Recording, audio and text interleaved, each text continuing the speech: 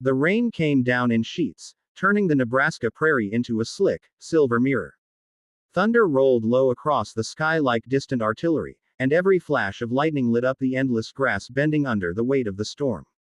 Elias Thorne sat on the seat of the covered wagon, hat brim dripping, reins loose in his hands.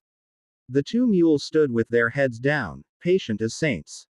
Behind him, in the narrow gap between crates and rolled bedding, Clara Hayes pressed herself against the canvas wall, arms wrapped around her knees, trying not to shiver too loudly. They had been traveling together for 19 days.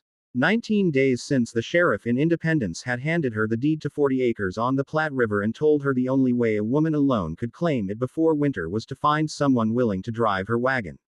Elias had been leaning against the hitching post, rolling a cigarette, when their eyes met. Something unspoken passed between them, maybe desperation on her part, maybe boredom on his. He had tipped his hat and said, "Ma'am, I can drive anything with 4 legs and a bad attitude." That was that. Now the bad attitude belonged to the sky. Elias twisted around. Water streamed off the brim of his hat and down the collar of his vest.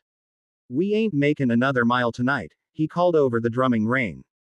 "Ground soup. Mules'll break a leg." Clara crawled forward until she could see his profile. Sharp cheekbones, a day's worth of stubble, eyes the color of winter sky. "There's no shelter out here," she said. Her voice shook, not just from cold. "There's the wagon." He nodded toward the canvas top. "It's held worse than this." She wanted to argue, but another crack of thunder made her flinch. Elias reached back without looking, found her wrist, and tugged gently. "Come on up front. Least you won't be alone with the flour barrels."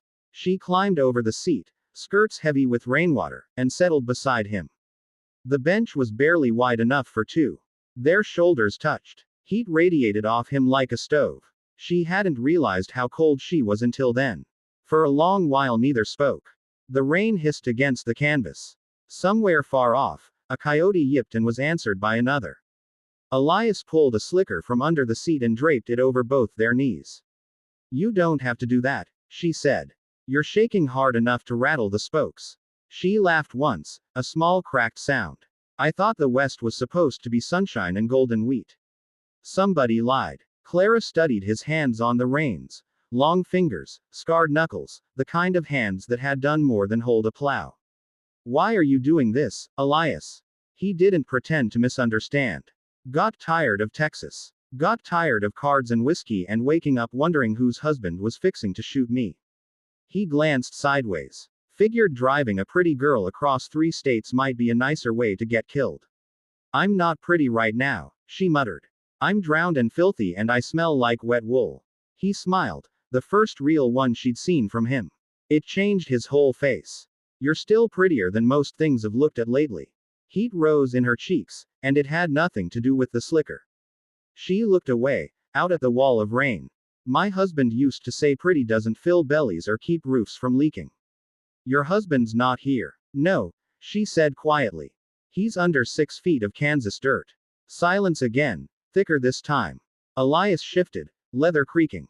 "I'm sorry. You didn't put him there." "Cholera did." She swallowed. He wanted this land. Dreamed of it every night he coughed blood into a tin cup. Said if we could just get far enough west, the air would be clean and the children would grow tall. Her voice cracked on the last word. There were no children. There never would be now. Elias let the mules stand. He reached into his coat pocket, drew out a small flask, and offered it. She hesitated, then took a swallow. Whiskey burned all the way down and settled warm in her stomach. "I ain't him," Elias said. "Don't aim to take his place. Just aiming to get you to that claim in one piece." "I know." She handed the flask back.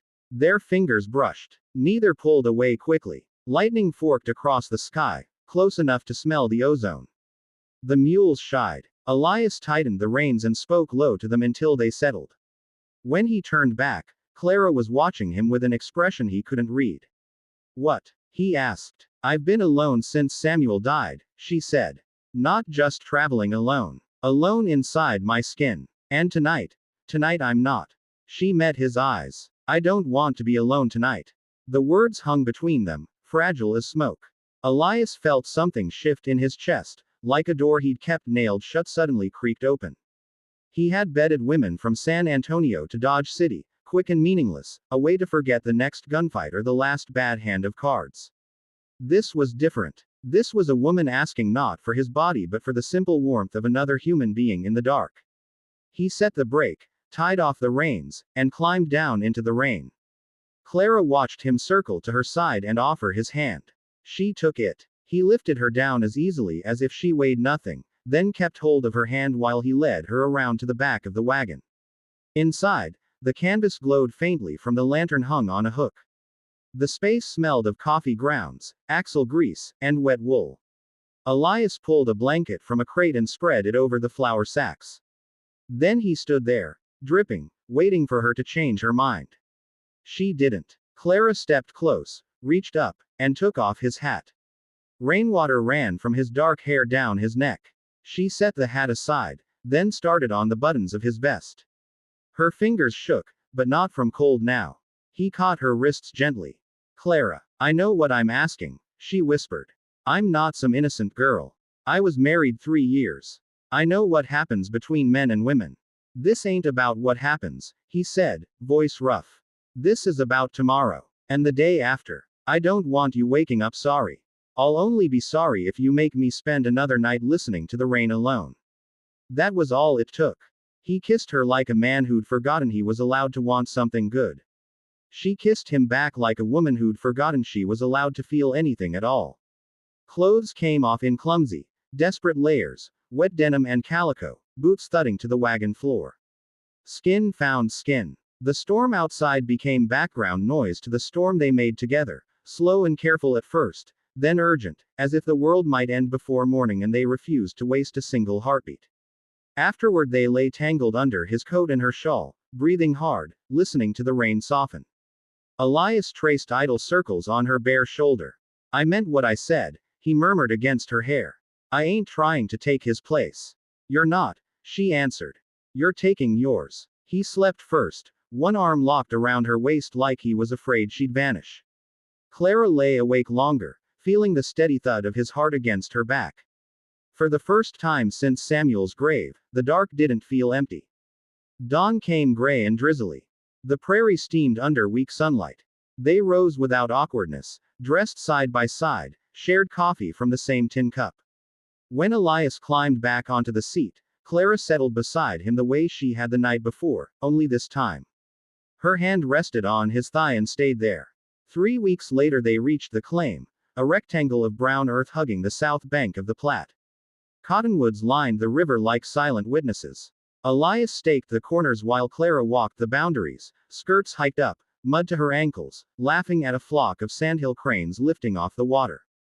That night they slept in the wagon one last time. Come morning Elias would ride into Grand Island for lumber and seed. Clara would start digging the kitchen garden with the spade Samuel had carried all the way from Missouri. Before sleep, she pressed her lips to the scar on Elias's ribs, an old bullet wound he'd never explained. Stay, she said simply. He looked at her a long moment, then nodded. Reckon I already did. Years later, folks along the Platte would talk about the Thorn place, how Elias built the house with his own hands, how Clara's kitchen always smelled of bread and sage, how their children had their father's blue eyes and their mother's stubborn chin. No one ever mentioned the cholera grave in Kansas or the Texas gunslinger who disappeared one spring. Some stories are best left to the rain that washed them clean. But on quiet evenings, when thunder rolled in from the west, Elias and Clara would sit on the porch swing he built the first summer they were married. She would lay her head on his shoulder, and he would cover them both with the same slicker that had kept them warm that night on the prairie. They never needed many words. Some things, once spoken in the dark under canvas and thunder, don't need saying again.